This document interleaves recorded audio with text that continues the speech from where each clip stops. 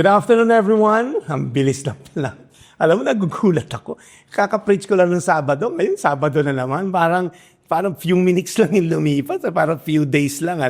But anyway, December na. Okay, alam ko, excited kayo sa mga Christmas season. Traffic na naman sa Mega Mall. 2 oras ang biyahe ko.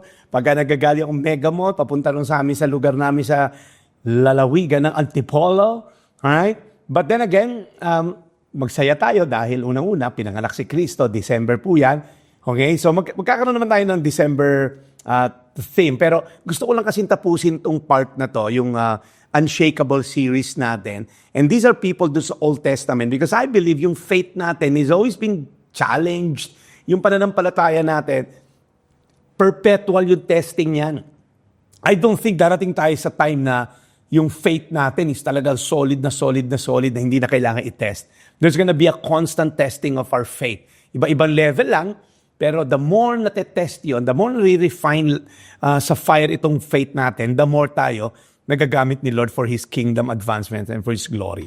So we're having this series Old Testament heroes ng mga tao po na talagang na-test yung faith nila. At kung hindi pa po kayo part ng ating global family, pakiscan lang po yung QR code na nakikita nyo dyan. Kung wala pa kayong WhatsApp, down pa kayo. What's down? Mag-download na kayo ng WhatsApp. Okay, so kailangan po natin yan.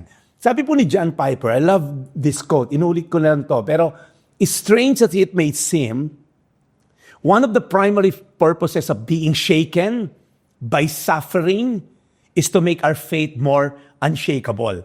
Diba ang ganda? Sabi niya, kahit ang weird, pero isa sa mga purposes po, primary purposes daw, kaya tayo sinishaken sa finances, sa health, sa ating walk with God, sa spiritual life natin, is to make our faith more unshakable. Kaya sa 2 Timothy 4:7, sabi ni Paul, I fought the good fight. I mean, towards the end of his life. Sabi niya, I fought a lot of fight, I fought the good fight. I finished the race, dahil meron pong race mark out for us, sabi sa Hebrews, and then sabi niya, I have kept the faith. Ang worst, you had a fight, you didn't finish the race, and you didn't keep the faith. Yun ang worst. Kaya minsan, mag-ingat po tayo, dahil sabi ni Dwight L. Moody, our greatest fear should not be of failure, but on succeeding at something that doesn't really matter. Kasi minsan, ang dami nating faith sa mga temporal na bagay. May faith ako, lalaki negosyo. May faith ako, ganito. Okay naman yun. Pero, will it matter at the end? Pagdasal mo, magka-faith ka, lalaki negosyo kasi marami maboborn again through your business. That's great. Pero kung pera lang ang habol, career lang ang habol, puro fame lang ang habol, wow. Huwag kang matakot mag-fail in pursuing the kingdom of God because the more we pursue the kingdom of God, the more we're learning in that pursuit. Ito pala dapat kong gawin. Ito, wag ko na itong gawin. So, those things are what really matter at the end. Amen? So, again, ang daming mga issues sa bayan natin, ang daming mga nagsasabi ng kung ano-ano and natetest minsan yung pananampalataya natin. May pag-asa pa ba itong bayan natin? Just keep praying. Kahit December na, minsan di natin ma-celebrate yung Pasko dahil sa dami ng mga gulo. May pag-usapan kasi tayo ng isang politician. Right? Huwag kang magala, hindi correct politician to. Politician thousands of years ago na nabuhay. And this politician, right, ay talagang stood his ground. May tanong ako, nawawala ba pagka-Kristiyano mo kapag feeling natin either magsasuffer tayo, mahihirapan tayo, or yung pagka ginawa natin to nag-side tayo kay Lord, mawawala pagka-Kristiyano natin. Baka mawawala yung career path ko, mawawala yung blessing sa akin. Alam niyo po, we easily trade conviction, okay, over comfort. Pagka po nagtatalo na, masisira yung comfort ko sa buhay, nawawala yung conviction. Sinusunod yung comfort. Kasi kahit may conviction, kung magiging uncomfortable ako in terms of sa sarap ng buhay ko, sa nakasanayan ko ng lifestyle, sometimes we lower our conviction, or worse, we compromise our conviction. I mean, si Esau, kakambal po ni Jacob. I mean, he traded his inheritance over a bowl of soup. 'Di ba? Parang yung lahat ng inheritance niya pinagpalit niya sa bowl of soup. Sabi niya, ano ba mapapalantok, mamamatay naman ako. You see, appetite over birthright. Bakit kapag may pressure, nawawala minsan yung prinsipyo natin bilang Kristiyano? Bakit, alam mo yun, yung bakit may mga ganun tayong moment na pag merong matinding pressure, the principle gives way. Baka iwanan ako, pastor, pag hindi ko to sinurrender yung bataan dito sa boyfriend ko. Ang taray, bataan, hindi alam ng mga Gen Z yun. Premarital sex yun, okay? Pastor, baka pag di ko to pinagbigyan. Paano natin mapapanatili yung integridad sa kabila ng pressure sa mundo? And today we're gonna look at another heroes of the faith, si Daniel, hindi si Padilla, si Daniel sa Bible. We're gonna talk about Daniel's unshakable devotion. Sa panahon ngayon, mas madaling mag-compromise kaysa mag-commit, madaling sumabay sa uso, pero hirap tumayo sa totoo. Okay, Daniel lived in Babylon, but Babylon never lived in Daniel. Alright? So, tinating istorya sa Daniel chapter 6, paano ba siyang nag-end up sa lion's den? Kasi yun particularly pag-uusapan natin. Okay? So, verse 1 ng chapter 6, it pleased King Darius to appoint 120 satraps to rule throughout the kingdom. So, sabi dito, si King Darius daw, nagkaano ng 120 na satraps or governors all throughout the kingdom. Sa Medo-Persian Empire po kasi, okay, ito yung tumalo sa mga Babylonian. Si Daniel po, right, nando sa Babylonian. Remember, kasama si Shadrach, Meshach, Abednego? And yet, kinuha pa rin siya to serve dito sa tumalo sa Babylonian, itong Medo-Persian. So, more or less, around 80 years old na po si Daniel during this time, but he's still in a position of leadership. So sabi dito sa verse 2, with 3 administrations over those 120 satraps, one of them was Daniel. So kind of like picture this, Luzon, Visayas, Mindanao. So yung buong Pilipinas, pamumunuan ng 120 governors, may 3 pipiliing administrator bawat isla, and then the satraps were made accountable to these 3. Okay? So that the king might not suffer loss. Okay? So verse 3, now Daniel was so distinguished among dito sa 3 administrator na pinipili, siya yung pinaka-distinguished, that the king was thinking to set the whole kingdom kay Daniel. Are you following?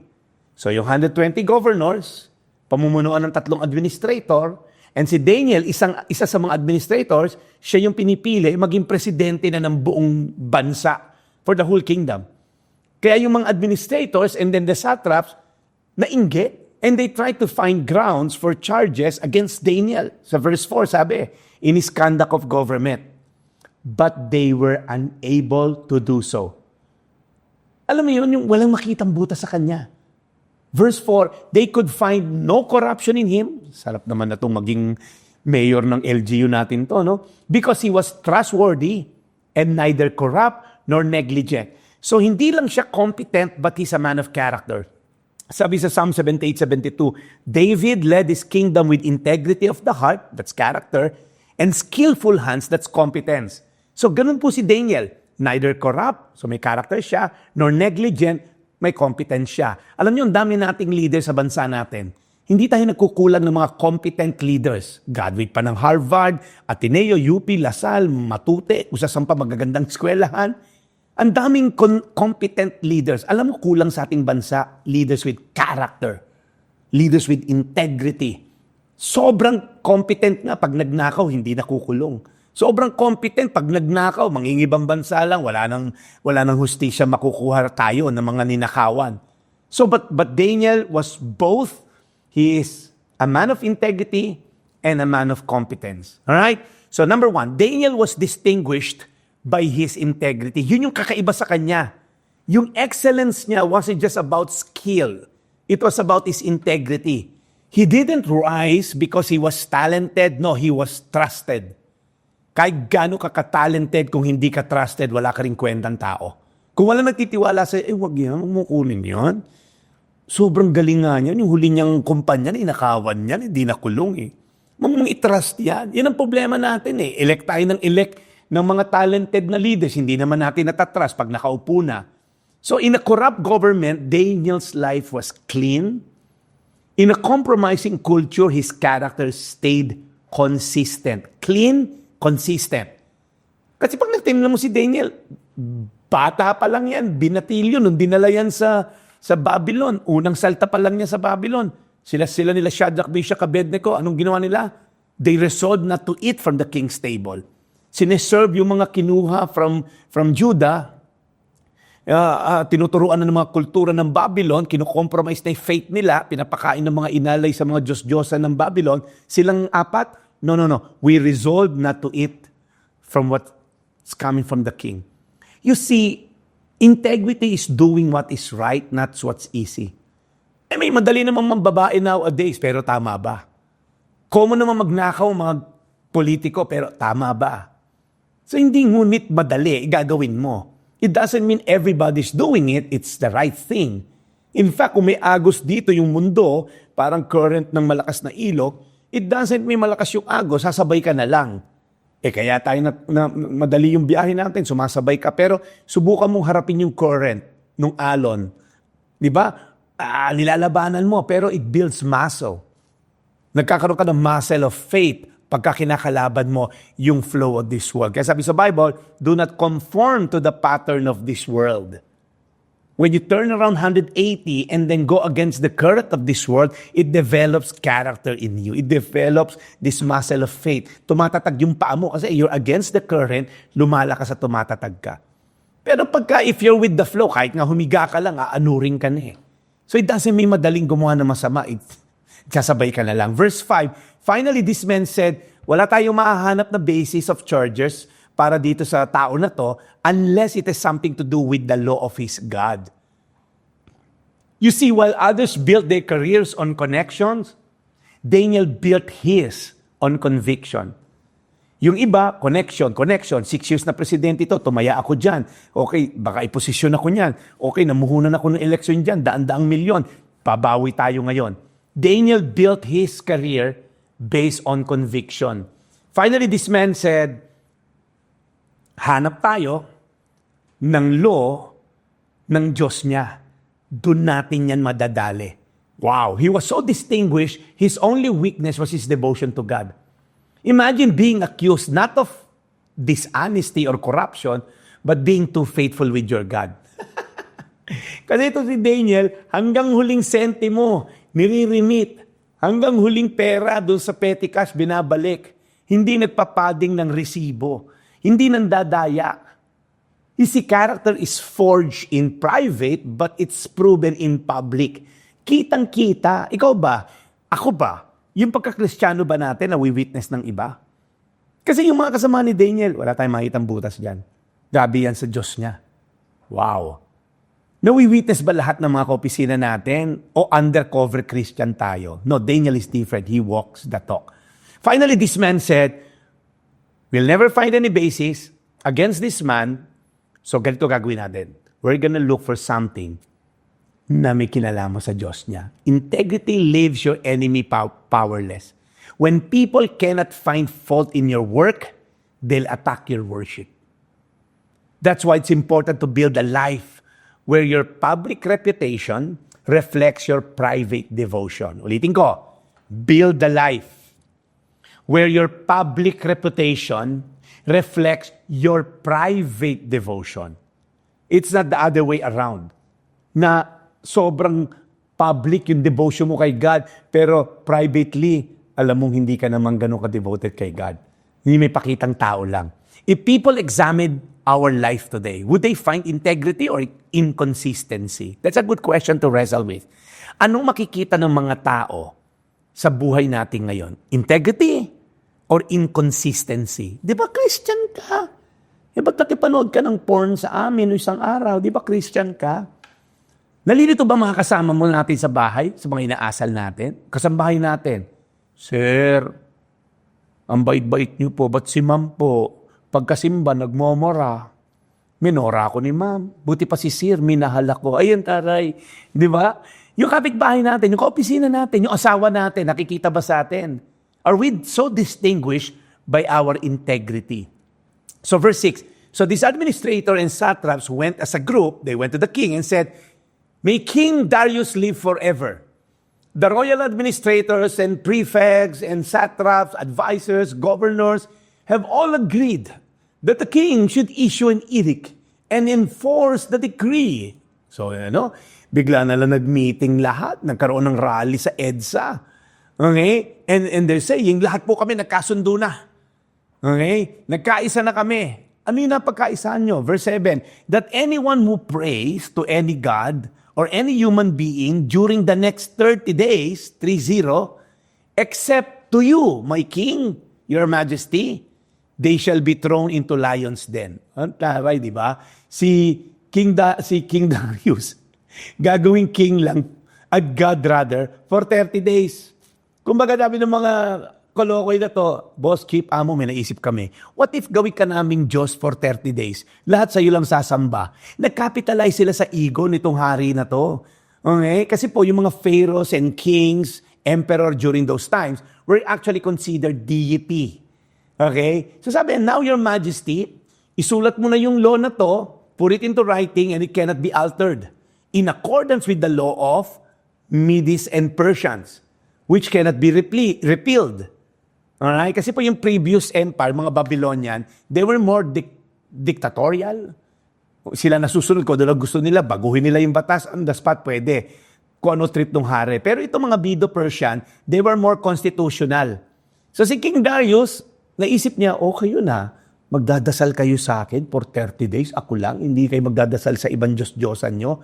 Sige, gawin natin yan. So he put the decree in writing. Now when Daniel learned that the decree had been published, na i-announce sa social media ng kaharian, na i-post na sa Instagram, no more worshiping of your God except God Darius. Mga ganon, di ba? He went home to his upstairs room where the windows opened towards Jerusalem. 3 times a day, he got down on his knees and prayed, giving thanks to his God, just as he had done before. Point number 2. Daniel was still devoted despite danger. He could have just, prayed privately.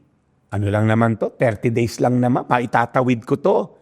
Or he could have stand up, open his eyes. Lord, sa totoo lang, Lord, nakatayo ako ngayon, pero sa puso ko, nakaluhod ako, Lord. Naglulumuhod ako sa iyo, Lord. Umiiyak ako, Lord, kahit nakadilat ako. He could have done that. Or pwedeng nagbakasyon lang siya muna ng 1 buwan dahil siya naman ng second in command. Pwede siya nagbakasyon. Mahal na hari, pupunta lang po ako sa kaharian natin doon sa Babylon or kung saan mang lugar para hindi nyo makita na naglululuhod ako doon sa kwarto ko. No. He opened his window facing Jerusalem and then he bowed down and worshiped just as he had done before. Pero ako kasi ni Daniel, malinlang ko man yung mga tao na to, yung Diyos ko hindi ko malilinlang. Maloko ko man to in public na hindi naman ako nagdadasal, but not my God, because my God looks at the heart. You see, Daniel's blamelessness was not sinlessness, but faithfulness. His integrity was not perfection, but consistency. Sabi ni John Walvoord. Sabi dito, just as he had done before. Kaya yung character, it's not proven in comfort. It's proven when compromise is convenient. So kaya, ito si Daniel, pag tinignan niyo po yung character po is not built during crisis. Lumalabas lang yan, na-exemplified yan, nagmamanifest yan during crisis. Kaya nung COVID, marami pong na-expose ng mga incompetent mayor, di ba? Mga incompetent na mga LGUs. Kaya may mga Parmali scandal tayo, may mga mayor tayong na-expose na mga corrupt.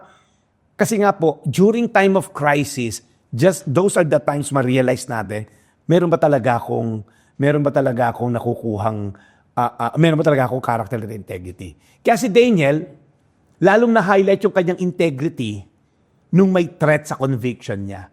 Kaya makinig po kayo, unshakable faith, praise, not when it's convenient, but especially when it's costly.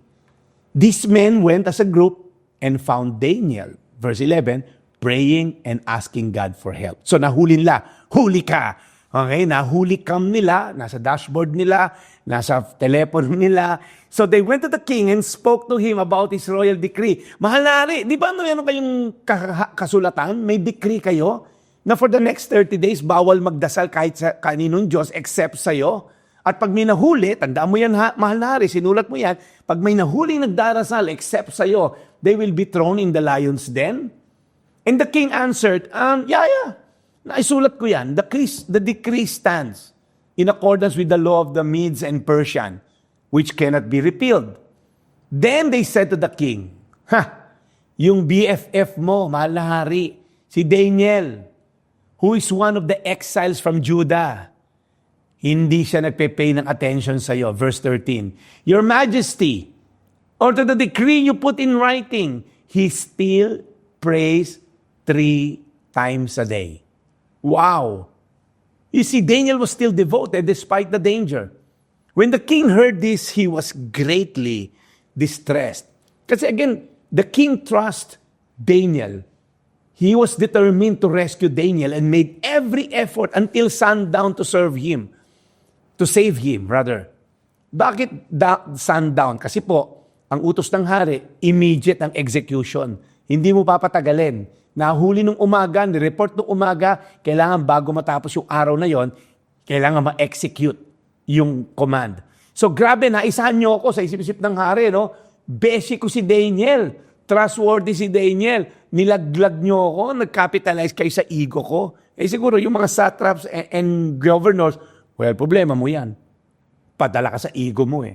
Then the men went as a group to King Darius and said, Remember, Your Majesty, according to the law, hindi mo pwedeng baguhin. Wala kang magagawa sa BFF mo. So the king gave orders, and they brought Daniel and threw him into the lion's den. Grabe, no? Ngayon, meron silang parting words dahil BFF nga niya to si Daniel. The king said to Daniel, May your God, whom you serve, continually rescue you. Kung baga sinasabi ng hari, you've been consistent in your walk with your God, Daniel. Nakita kita throughout your service sa akin. Tuwing may babae kaming ilalabas to entertain us, ikaw umuwi ka ng maaga para makaiwas ka sa temptation. Hindi ka nakikipag-inuman sa amin kahit pinaka-the best wine ang sineserve sa amin dahil ayaw mong maging alcoholic at baka gawa ka ng kasalanan. Kapag may nagchichismisan dito, ikaw yung pumapatay sa issue. Sobrang faithful mo, Daniel, nakikita kita sa Diyos mo. Sana naman, iligtas ka niya.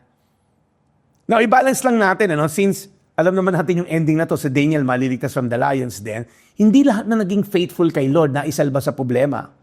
Ibabalance ko lang to na, bakit naman si ganun faithful kay Lord, ba't namatay? Bakit ako faithful kay Lord, ba't hindi ako maisalba sa problema? Now, listen up. Pag tinignan mo ang Bible, ang daming faithful kay Lord. Pero hindi sinalba ni Lord. I mean, if you look at Job, initially, hindi sinalba ni Lord. Naman niya naging sakit, namatay ang anak. Shadrach, Meshach, Abednego, hindi in-spare sa fire, but they were not burned in the fire. They were in the midst of the fire, yes. Pero hindi sinabi ng angel, sirain ko tong fire na to. No. He allowed the tree to go into the fire. If you look at Paul, can you remove this thorn in my flesh? If you look at Jesus in the Garden of Gethsemane, can you take this cup away from me? Lahat na to, they asked God to intervene, but hindi ginawa yung ina-expect natin. Sana pinagaling agad si Job nang hindi na namatayan ng mga anak. Sana ito si Paul gumaling na agad para hindi 3 times he asked. Diba? They were all in heaven right now. Alright? Right? But it's all about God's sovereignty. It's not the earthly security. Right? So pag tinignan natin, itong mga tao na to, they were in heaven. If you look at the death ng 12 apostles, si Peter, crucified upside down. Si Andrew, kinrucified din sa X-shaped na cross. Si John died naturally. Pero si James, hinulog yata to, sinaksak ng sword. Si Philip, kinrucified upside down. Alright, si Bartholomew, in-skin alive, tinanggalan ng buhay, ng balat ng buhay. Si Thomas is slain by a spear. Si Matthew, ano ba kay Matthew? Pinatay din yan. Right? Si James, nilaglag yata sa taas ng simbahan. So, pag tinignan mo to, from Thaddeus to Simon to Matthias, lahat na to, the 12 apostles, they died of horrible death, except John. So you see, faith is not believing that God will do what you want. You see, faith is believing that God will do what He think is right. Sabi ni Max Lucado. Hindi tayo naniniwala sa Diyos kasi gagawin yung gusto natin. Naniniwala tayo sa Diyos dahil alam natin, Lord, ikaw masusunod, gawin mo yung gusto mo. So a stone was brought and placed over the mouth of the den. Okay, and the king sealed it with his own signet ring, with the rings of his nobles, so that Daniel's situation might not be changed. So tinapon si Daniel sa lion's den, sinaran yung bato, and then may signet ring para either si Daniel hindi makalabas, o hindi makapasok sino mang gwardya para iligtas si Daniel. And then, verse 18, bumalik na po yung hari sa palasyo niya. That night, hindi siya nagpakain, hindi siya kahit anong entertainment, hindi siya nagpa-party, and he could not sleep. Itong hari na to, sobra siyang balisa. Bakit ako naisa ng mga satraps ko? Napakabait na to si Daniel, yung BFF ko. And then verse 19, at the first light of the dawn, the king got up, hurried to the lion's den. And paglapit niya sa lion's den, he called on Daniel, Daniel, servant of the living God, has your God, whom you serve continually, been able to rescue you from the lion's den? Sumigaw siya, Daniel, buhay ka ba? Yung Diyos mo, niligtas ka ba? Patuloy mo siyang wino-worship Kung ako si Daniel, mga 20 seconds, 30 seconds, bago ako sasagot. Nakaganon lang ako, hawak-hawak kay bibig ng Lea yun. Hindi mo na sagot si Daniel. Kasi ang tanong ng hari, has your God whom you serve continually been able to rescue you from the lion's den? Naging tapat ba siya sa'yo? Kasi ikaw super-duper faithful ka sa kanya, di ba? Hindi alam ng hari, yung pagiging faithful ni Daniel is just a byproduct of the faithfulness ni God first sa buhay ni Daniel. Alright? Akala nung hari, kaya faithful si God kasi faithful si Daniel. Baliktad, kaya faithful si Daniel because God has always been faithful to him. So point number 3, Daniel was delivered because his God is dependable. His God is in control. He was saved not because of his position. Uy, naku, baka mamatay, sayang naman. Parang vice president yung Daniel na yan. Nor his possession, ang daming pera niya, wag mamamatay yan. Nor his friendship with the king. Hello, magdamag ng hindi nakatulog yung hari. Wala siyang nagawa sa sitwasyon niya. His hands are tied by the very law na ginawa niya. Kaya ang tanong ng king, yung Diyos mo ba na sinisamba continually, nailigtas ka ba sa mga leon? Kung ako nga ito, quiet muna ako, tapos papadala ko itong picture na to sa Viber group namin ng hari. At ng mga satraps. Eto, pakita mo yung picture. Ayan, papadala ko. Eto, last night's Lion's Den experience. Nag-selfie with the lion. Si King Darius, hindi makatulog. Si Daniel, ang sarap ng tulog. Nakaulo nandun sa mga lion. Kasi sabi sa Psalm 127 verse 2, for God grants sleep to those He loves. And then this is the first time Daniel recorded a conversation sa king during this interaction. Sabi ni Daniel, may the king live forever. Nung si Daniel tinatapon sa lions den, wala siyang recorded speech or anything na, Malari, hindi naman po ako nagpe-pray or Malari, nagpe-pray naman ako ever since ako nag-serve sa'yo. Baka naman pwedeng aregluhin mo na ako. Wala. He never talked to the king. Walang recorded. This is the first time he spoke to the king. May the king live forever. Right? He never defended himself sa whole process na to. Until he experienced his deliverance. Sabi ni Daniel, my God sent his angel and he shut the mouth of these lions. Ang dami ng lions na to, later on, we'll find out. So, my God. My God. Hindi yung, oh king, because your lions are so tamed. No. My God. And King Darius, you're not my God. Wala kang magawa sa sitwasyon ko kahit BFF tayo eh. Your hands are tied. Sabi ni Daniel, verse 22, they have not hurt me because I was found innocent in His sight. Nor I have done any wrong before you, Your Majesty. So, sabi, inosente ako sa mata ng Diyos ko. Sa'yo, hindi ako inosente. Sa batas nyo dito sa lupa, sa mata mo, King, hindi ako inosente. Kaya nga I was thrown into these lions then. But in my God's sight, I'm innocent. And by the way, King, I've done nothing wrong against you. I've done you no wrong. So, sinasabi ni Daniel, I may have found guilty sa mata na itong mga satraps mo, but not with my God. Anyways, He has the final say. My God is the final say. He's the ultimate judge, not you. And the king was overjoyed at binigyan niya ng order. Iangat to si Daniel from the den. And when Daniel was lifted up from the den, there was no wound found on him because he had trusted in his God. Hayaan niyo muna mag-sink in yung conclusion ni King Darius because he had trusted in his God. Parang cause and effect principle to. Ang effect, yung naging result, salvation niya from the lion.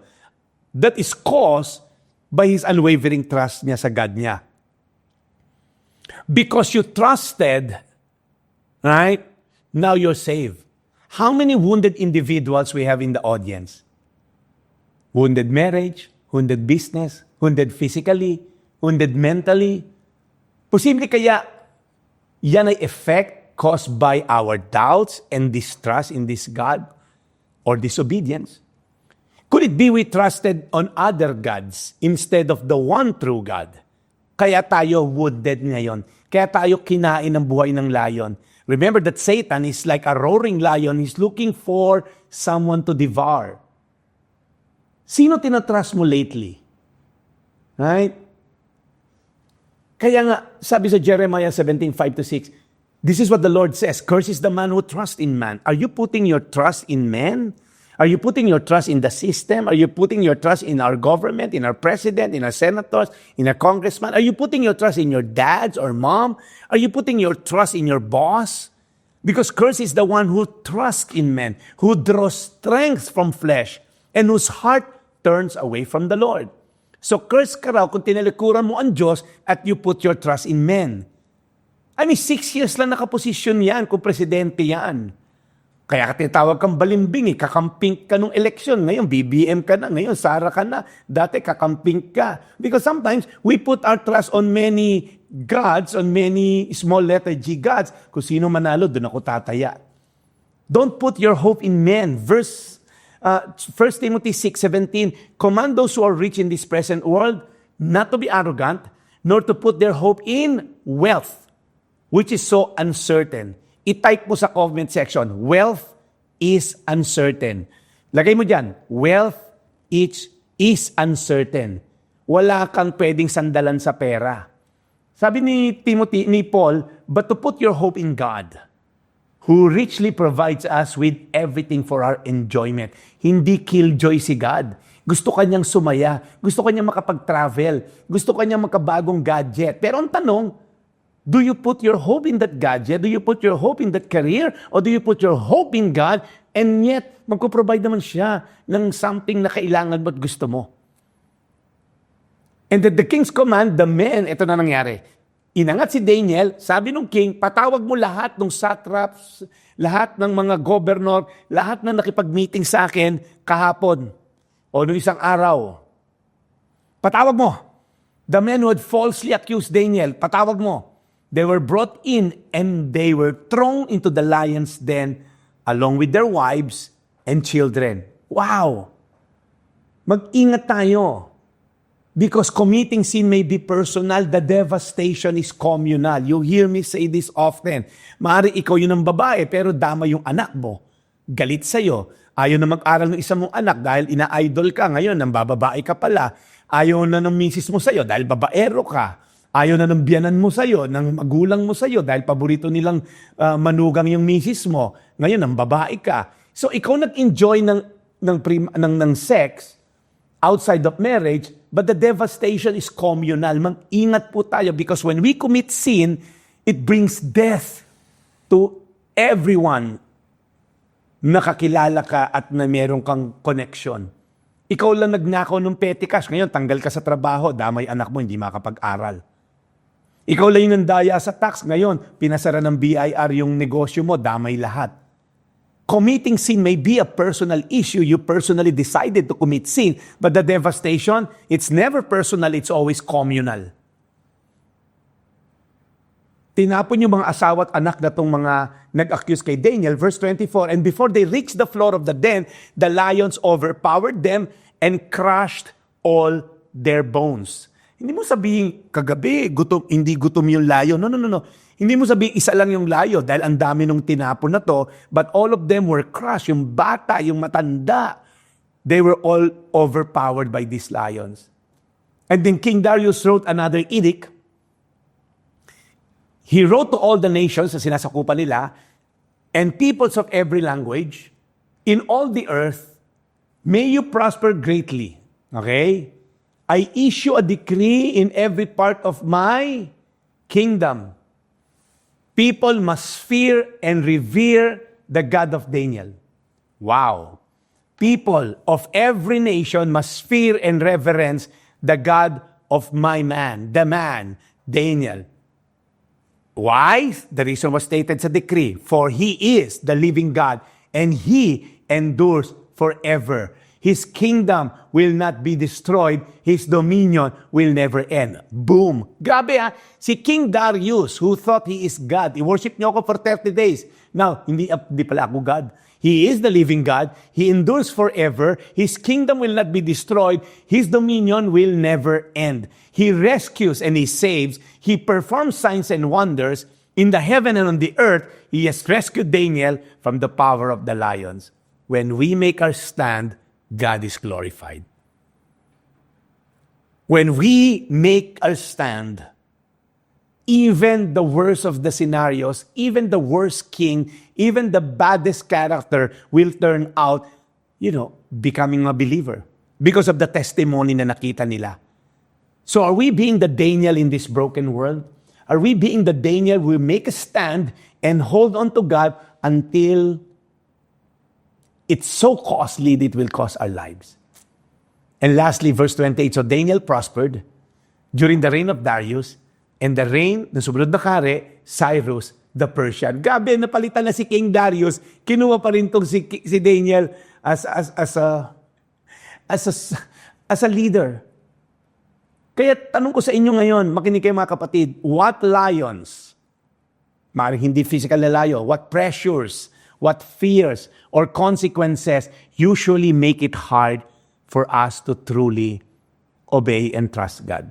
Ano yung mga lions na nakapaligid sa atin na natatakot tayo to put our trust in God? Anong edict or decree ng hari ang natatakot ka na pag sinunod mo? Right?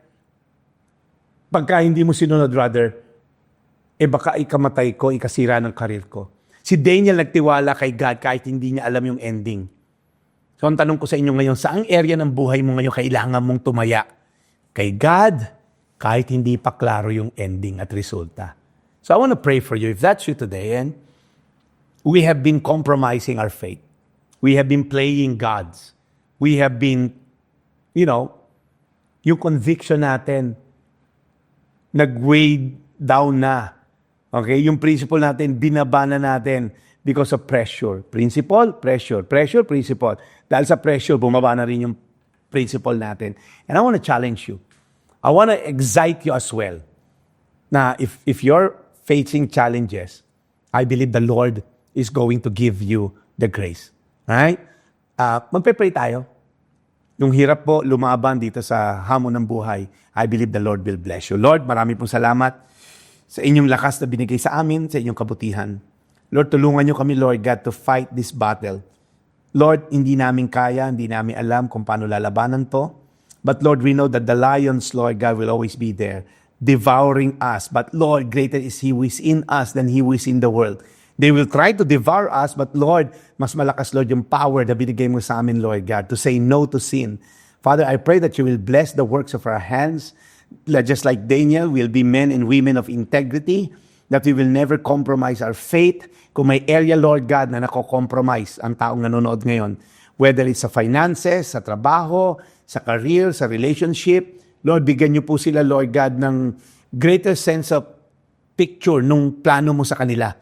Na pag nag-compromise sila ngayon, masisira sila habang buhay. O maaaring masira sila sa mga mahabang panahon. So Father, I pray that you will bless them, Lord God, with a greater sense of purpose. Now when they stand their ground, when they take a stand, they're gonna be promoted, they're gonna be valued, they're gonna have this sense of parang accomplishment for your glory.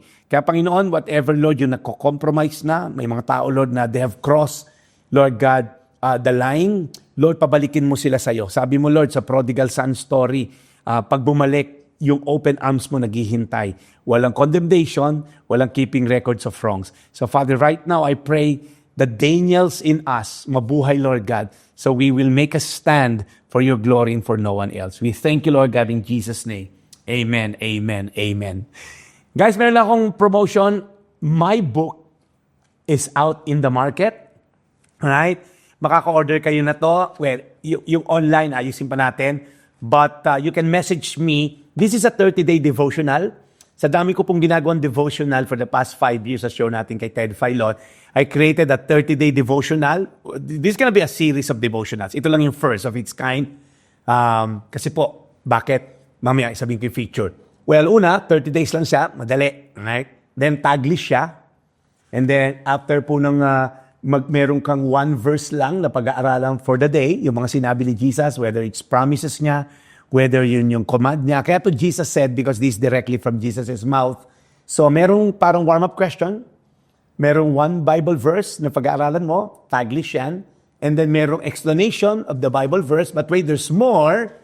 There's a QR code na i-scan mo. If you want to get to know more about the lesson for the day, scan mo yan and it will direct you to a unlisted YouTube channel na meron pong playlist. And you just click on day one like i-click mo, there's a 5-minute video that will supplement the topic for the day. Di ba, taray? I don't think meron ng ganito na printed. I know may mga sa digital, meron ng mga ganyan. But, praise God na i-out na natin to. And then, meron pong 3 reflection questions that you can write your reflection to. And then, Pastor, hindi ako marunong magdasal eh. Sagot ko na rin yan, may prayer point siya. So you can use this as a discussion material. Pagka break time nyo sa office, mag-assign ka lang. If you're a boss, you can use this as a giveaways. Ngayong Kapaskuhan, pwede mo itong pangregalo so that you can be a blessing to others. Saka mura lang siya. I mean, mag-skip ka lang ng isang kape mo, mabibili mo to. So, God bless you and don't forget to scan the QR code ng WhatsApp community natin para to give you a community po sa online. God bless you and we'll see you next week.